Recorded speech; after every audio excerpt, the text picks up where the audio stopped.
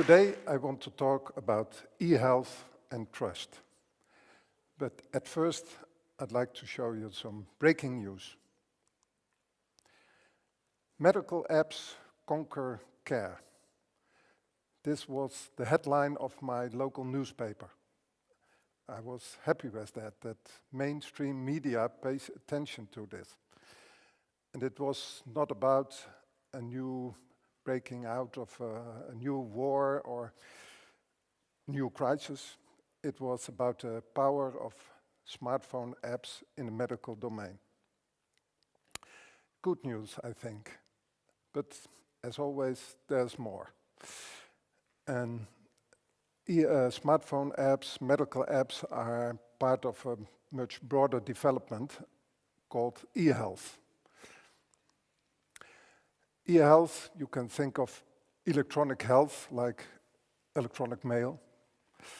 That's not quite the best description of it. I think it's all about, eHealth is all about every healthcare service delivery which is made independent of time or place by the use of information technology. For instance, you could do it everywhere, get your information, be treated on a distance, for instance, at home, on vacation, in the train, at work. Also, you can do it at the time it suits best for you. In a clinic, in a specialized health kiosk, or in an elderly home.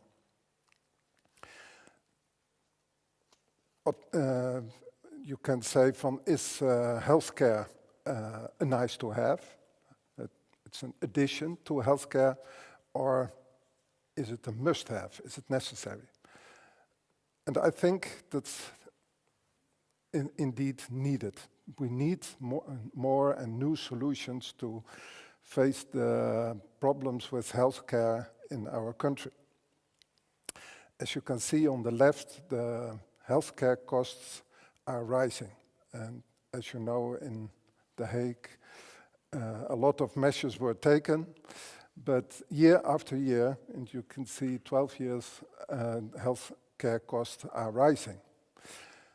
And the new measures which will be taken are not concerning the reduce of costs, but the shift of costs.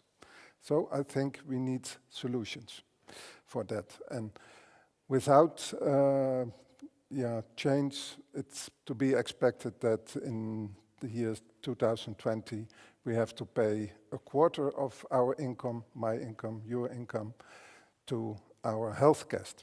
We have to spend 25% for that. There's another problem due to our demographic situation. We have to face an aging. People become older in the Netherlands, so there will become more demand for care. And also another problem, it's unbelievable with the unemployment at this time, but there will be less people to deliver care. So as a society, we have to face these problems and keep our health system accessible and affordable for everyone. And how can we do that? I think eHealth could be that solution. Not to shift costs more, but to reduce costs. And when thinking about that, it's on paper very easy, but I come to that. The reduce of costs is very simple. Patients have to do more by themselves. You, me, we have to do more by themselves, and that could be reducing the costs in the healthcare system. And in the past, there were more moments where that has happened. In the Industrial Revolution, for instance, there was a shift from manual labor to steam-powered machines in factories. And the digital revolution is where we're talking about. So more production, less costs by the use of tools, you can say. And for healthcare, eHealth could be such a tool. That has to do the trick, because that has to be an appropriate tool. And so not only technology, but that tool has to be designed and developed for self-management, that you can do indeed something by yourself. Now, that was the theory. Let's see some eHealth in action. I will show you something about a remote exercise application, and start with the patient. She is, in this case, a female chronic pain patient in the rehabilitation sector. She is exercising at home, as you can see. She's using a web application where she can find what to do, which exercises, instruction movies, how to do it, and she can also record her exercises by herself for evaluating by the therapists in the clinic. There they can manage the process, see the movies, see the attempts, and record, see the progress and give some feedback. For instance, online by a webcam, or also, like a coach, you can say, give instructions through offline messages. For instance, with compliments, that's always nice, of course, but also with advices to do some exercises a little bit better, kind of instructions. The benefits of such a system, I think they are clear. That there's a win-win situation for everyone in the whole process. The benefits could follow the decrease in treatment intensity at the clinic. In this example, it was, instead of 3 days a week, 2 visits to the clinic. That gives the patient more freedom in his or her social life. Maybe she's working, so it's also less absence, interesting for the society and employers. And there is less travel, more freedom, and in the clinic, less personnel costs. Okay, I think that's a nice example, but we also have some lessons learned, and I think that eHealth is a solution, but could be better. Because in the same setup, a patient asks his therapist, do I really use that notebook computer every day? Windows, startup time, is it necessary to use it every day? And it was very astonishing to me that, for me, that the therapist said, oh, no, it's not necessary. I gave you some instructions on paper in the beginning, and that's okay. What we saw is that the intrinsic benefits of such development are not always recognized. Maybe the design was not so good, and it was not visible. Another patient said, and he did use the system very well, and asked his therapist, did you get my message?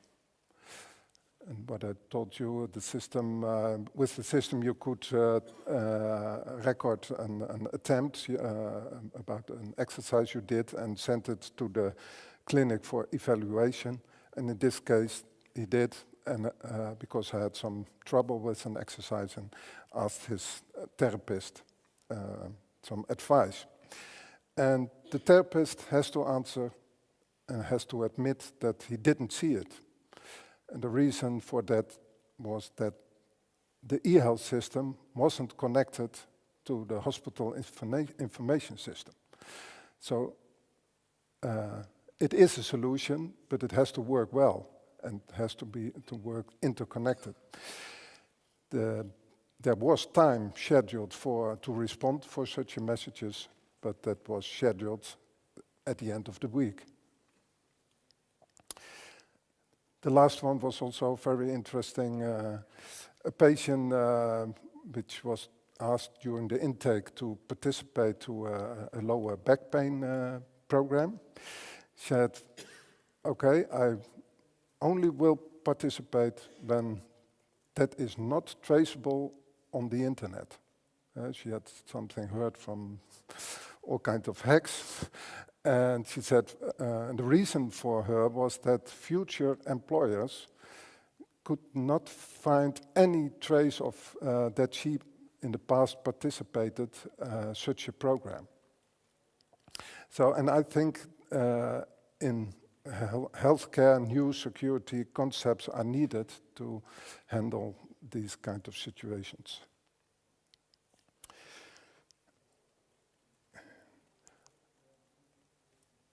I think all those issues we found have something to do with trust.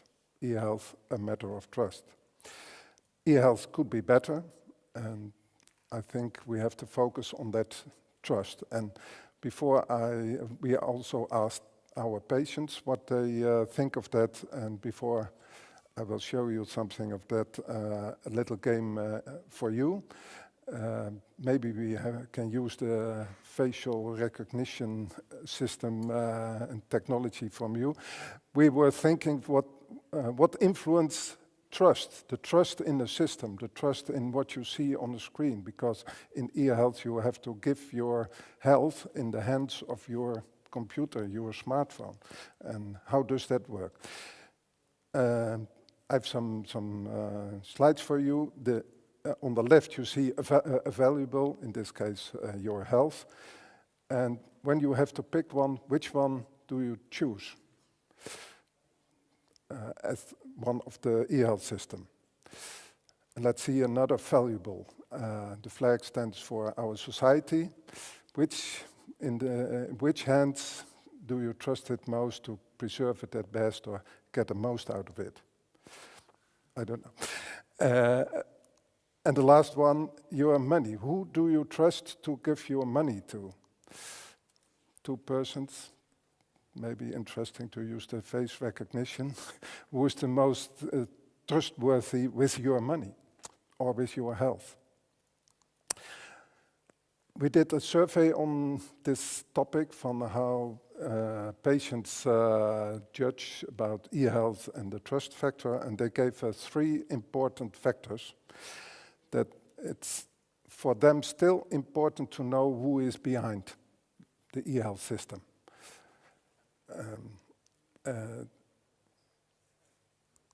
The other one is patients become even more assertive than in earlier days, and we are happy with that. But that means that patients want to have a certain level of control, and that's in eHealth even more. And they want, you can say, to sit in the driver's seat and help decide in what to do next or where to go. And the last one is also important, that for eHealth it is technology and health is something else. And they gave us the idea that it is very important that eHealth is built on an established care or therapy relation. So they, from that they get will be strengthened, and they are, they have the idea that together with in that relation they will can reach the agreed goals. Overall you can say that it is important to build eHealth not on its own, but build it on in connection with traditional care institutions in a way powered by, you can think of. Okay, eHealth could be a solution, but I think it could be better. And better in a way based on a trust-driven design. Let's look back to the issues we found earlier. The benefits are not always recognized. That could be solved by using real self-management as the leading design principle. The patients should, and also professionals, have to want to use it. And it's not more technology, but the trust factor is important. Interoperability can be improved by using the functional integration as a leading implementation principle. It's not just technology, I would say.